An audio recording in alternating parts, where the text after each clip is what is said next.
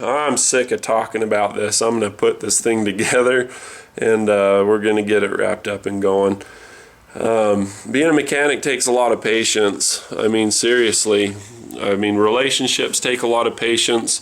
I still got to do that video about backroom personality, front of house, back of house, like on Hell's Kitchen. A lot of those guys, the cursing, the emotional immaturity, we'll call it that for lack of a better. Some people are just a-holes and they belong in the back of that. You don't let them around the customers because they just don't have the social skills or the emotional maturity to be able to handle it. But I'll tell you what, if you want to build some character, try being a mechanic. These heartbreaking situations that happen like this. I mean, you hear about people and their traumatic experiences they have with their car and, blame the mechanic, all that kind of stuff. And that happens, and sometimes mechanics mess up. We're human like anybody else. I'll tell you, I really try hard. I'm very, I think about things a lot as I'm doing it. I'm very insightful and I'm very cautious, and I'd like to do things right the first time. It's just the way I am. But sometimes, things happen.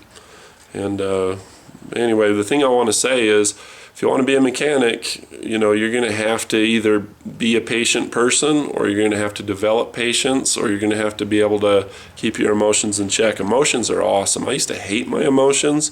I was dealt a really bad hand from, genetic and upbringing and everything else. You ever heard of redheads having a temper? Like the path of least resistance for me, if you think of the path of least resistance, whether it's driving down the road or water coming down a mountain or whatever it is, you're going to end up in the ditch, unless you take some corrective action. So with my situation, I've had to do a lot in terms of developing emotional intelligence and understanding and appreciating the value of my emotions. I used to hate them because my emotions used to wag. You don't want the tail to wag the dog, you want the dog to wag its tail. My emotions used to really mess with me. I'd be like, why do I feel this way? And it's not something that I chose or something that I wanted to feel. I'd just be really angry, impatient, whatever it would be. And that doesn't mean you have to act on what you're feeling either. I mean, there's a beautiful, beautiful skill of waiting before you react to something. So, if you have a space between your stimulus and response, you have an opportunity to think and take the best action. So, what I want to say is my emotions, I value them now. Instead of having them wag me, I understand that my thought processes, the way I think about things, affect the way I feel. Your emotions are just like this. I wish I had better lighting for this. It's a really dark tinted car. But you see gauges that are added, and you got all of these instrument panel stuff, you got lights and all of these feedback mechanisms. That's your emotions. That is your emotional state.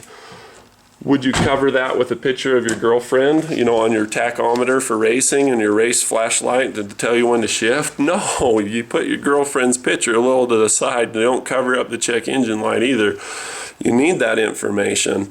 And what your emotions tell you is if you're thinking correctly or incorrectly. Now, in order to think correctly, you have to have enough sleep, you have to eat properly, you have to take care of yourself. I don't do drugs, alcohol, I don't even do tobacco or any of that stuff, because I value, and because I have a special condition to where I have to be sharp enough to do my job. You know what I mean? If I'm hungover, I'm not going to do as good work.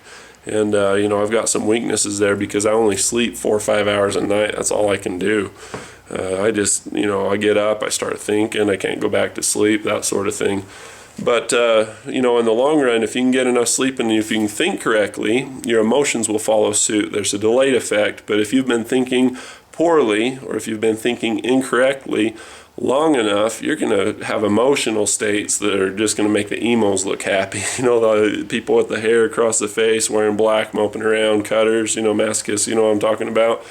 Your emotions, they're going to follow suit to what you're thinking. So, are you thinking well? Are you going to live well if you're not thinking well? No. Well, you want to correct your thinking. How do you feel? How do you feel? How are your emotions? Your emotions are that feedback, your check engine light that let you know if you're thinking correctly. There's a book that's called You Can't Afford the Luxury of a Negative Thought. Negative thoughts, you're going to have those anyway. They're going to come along like anything else in life. But what do you do with that? Your stimulus and response, the space between, Do you stay in that negative thinking? Do you indulge that? I mean, you know, they say you can't afford the luxury. It's expensive. It'll cost you time. It'll cost you relationships. It'll cost you productivity. Cost you all in time just being happy, for crying out loud. You want to be happy. Trust me, dude. Happy is where it's at. When you're happy, when you feel love, you are more in tune with good ideas, with opportunities, with relationships. Just everything's better.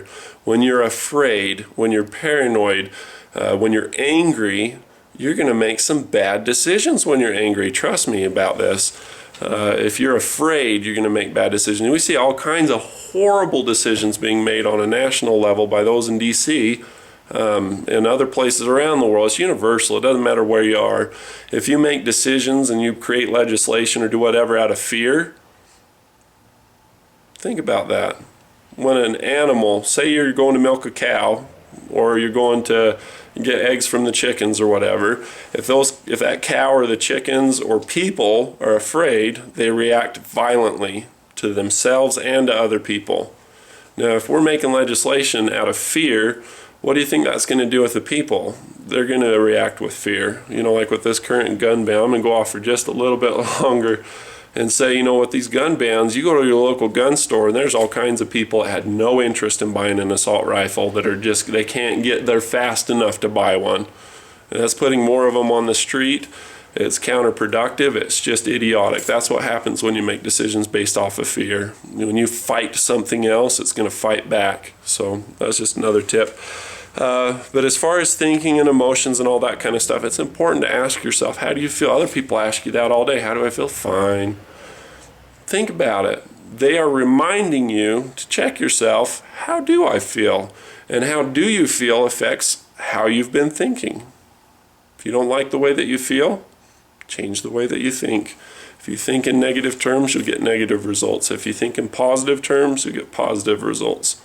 So that's all I want to share. I love you guys. I want to share this stuff with you. You know, fixing cars is great. Having those skills is great. But I'll tell you what, if you can master yourself, if you can master your emotions, if you can master the way that you think, oh my goodness, your life's going to be so much better.